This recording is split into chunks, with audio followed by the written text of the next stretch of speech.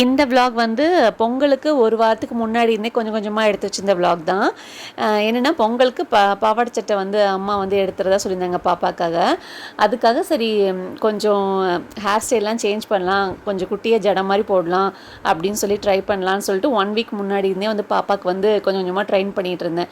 ஏன்னா அன்னைக்கு போட்டால் அப்படின்னா விடமாட்டா.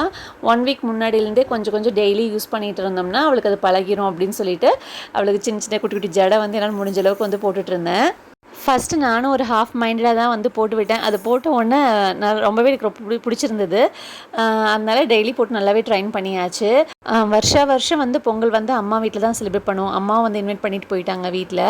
போகி அன்னைக்கு காப்பு கட்டுன்னு சொல்லுவாங்க. அதெல்லாம் வீட்டில் கட்டிட்டு அன்றைக்கி நைட்டே அம்மா வீட்டுக்கு வந்து கிளம்பிட்டேன். எல்லா நாளையும் ரங்கோலி சூப்பராக போடுவாங்க. பொங்கல்லாம் கொஞ்சம் எக்ஸ்ட்ரா எஃபெக்ட் எடுத்து போடுவாங்க. ஃபர்ஸ்ட் நாள் அந்த சூரிய பொங்கல்னு சொல்லுவாங்க இல்லையா, அதில் பெருசாக நாங்கள் செலிப்ரேட் பண்ண மாட்டோம். அன்றைக்கி சும்மா ஃபோட்டோஸ் மட்டும் எடுத்துகிட்டு விட்டாச்சு. நெக்ஸ்ட் டே வந்து மாட்டு பொங்கலுக்கு தான் கொஞ்சம் நல்லா செலிப்ரேட் பண்ணுவோம். என்ன அப்படின்னா எங்கள் மாமனாருக்கு வந்து அன்றைக்கி மாமனார் மாமியாருக்கு வந்து படையல் போட்டு சாமி கும்பிடுவோம். அதை முடிச்சுட்டு நைட்டே வந்து அப்படியே ஸ்ட்ரெயிட்டாக எங்கள் மாமா வீட்டுக்கு வந்து வந்தாச்சு. முனியப்பன் கோயிலில் அடுத்த நாள் கருநாள் இல்லைங்களா, அன்றைக்கி வந்து விடிய விடிய வந்து சாமிக்கெலாம் வந்து கெடா கோழி பொங்கல்லாம் வச்சு செலிப்ரேட் பண்ணுவாங்க. அது சிம்பிளாக போய் கோயில் போகிற வரைக்கும் மட்டும் பார்த்துட்டு அதுக்கப்புறமா வீட்டுக்கு வந்து கிளம்பிட்டோம்.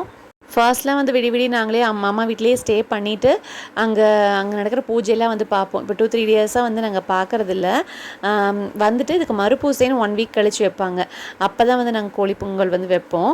அதனால் நீங்கள் சிம்பிளாக பார்த்துட்டு கிளம்பியாச்சு. இப்படி தான் இந்த வருஷம் பொங்கல் வந்து முடிஞ்சுது.